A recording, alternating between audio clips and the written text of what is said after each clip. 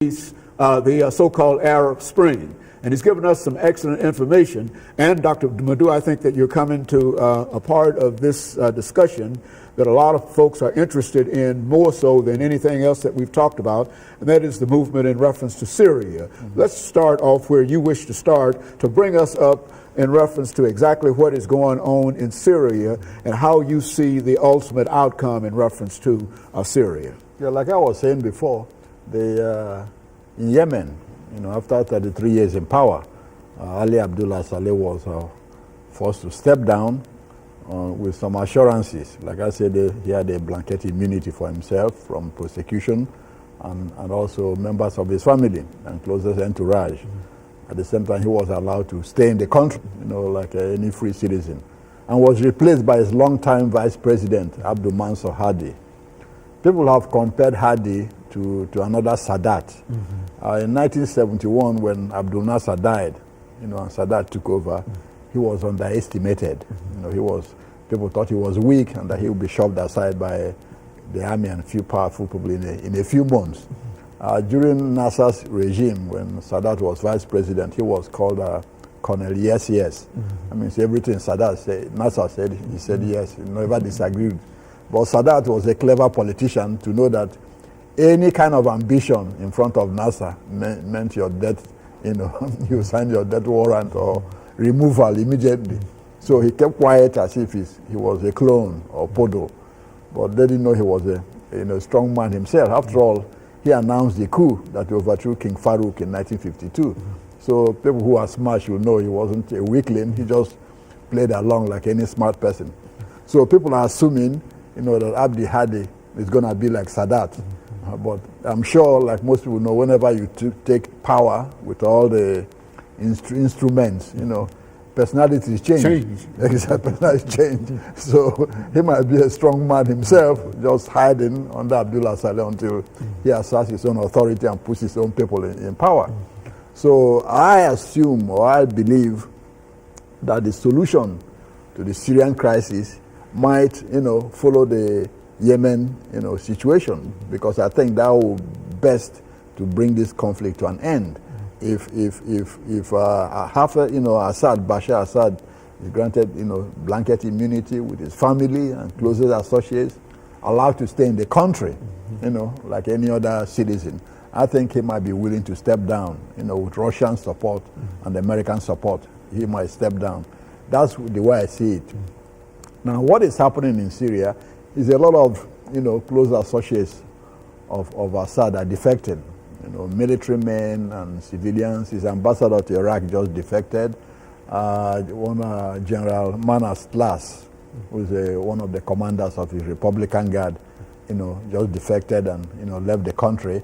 What is significant about Manas Tlas is that he is the son of the longest-serving Syrian Minister of Defense, Mustafa Tlas.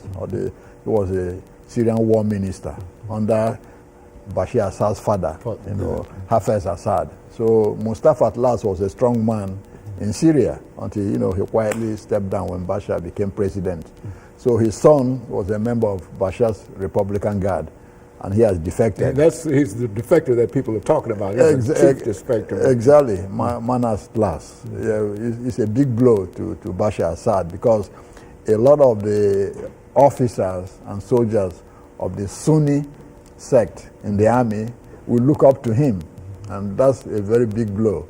And that's why you see a whole lot of officers are now defecting, And if you look at the names and personalities who've defected so far, they are predominantly Sunni officers, so one should not forget that.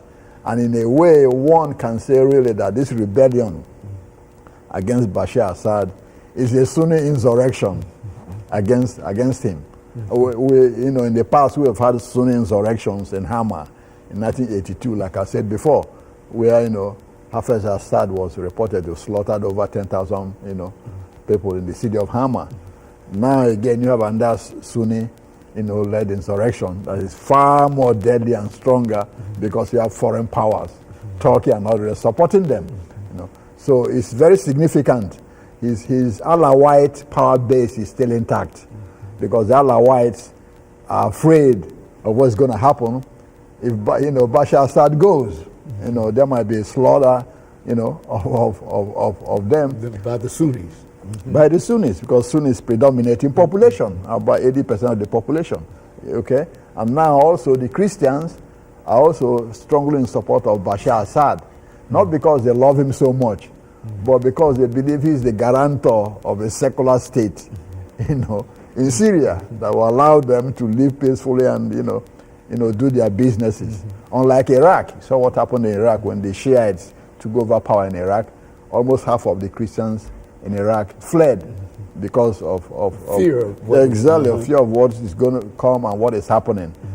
So the Christians in Syria are very afraid. That's why they support Bashar Assad to stay in power, because of of their economic well-being and also because of the secular state.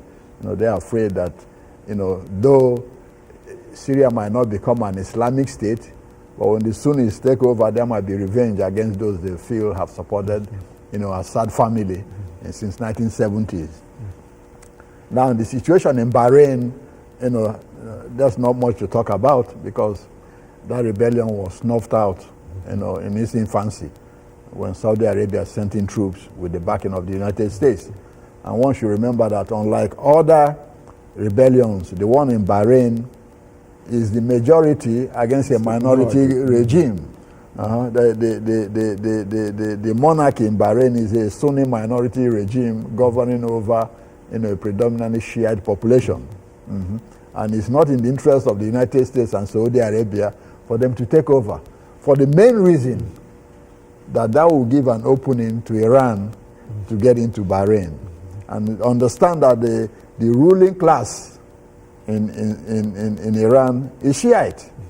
Okay, so it's in their own interest for a Shia regime, to take over in neighboring Bahrain. And that would be a threat to the Sunni government in Saudi Arabia, just across the water. So Saudi Arabia wanted to make sure there's no Shiite government in Bahrain that Iran will use to subvert the Sunni monarchy in Saudi Arabia. And also, it's not in the interest of the United States to have a Shiite regime, in Bahrain. Otherwise, one would say, well, hey, why are we supporting a minority government against the majority since we say, hey, democracy is the rule of majority? Yeah, but it's not in our economic and political or geopolitical interest to have a shared government in Bahrain. Last 2 minutes. Do you think that Iran, in any respect, might be caught up eventually in this whole idea of democracy in the Middle East? Well, Iran, in a way, practices its own brand of theocratic democracy. There has been elections, in Iran since Ayatollah Khomeini came in power. Elections is not the problem. They've had elections, but the fact is that the elections, are normally, won by the clergy. Okay, that's the problem. It's not a question of democracy. There goes democracy in reference to that. That's correct. They have their own theocratic democracy. But the majority of the people now, most of them weren't born when the Ayatollah Khomeini came to power, want something else. And you already know this is generational. When you have 1 or 2 generations coming, then they say, hey, we are tired of all this, we need some change. So some of these rumblings in Iran is by the new generation that weren't even born when Ayatollah Khomeini overthrew the Shah, in 1979. You see, so Iran will say, well, we have our own democracy. That's what Ahmadinejad has said. We have elections every 4 years.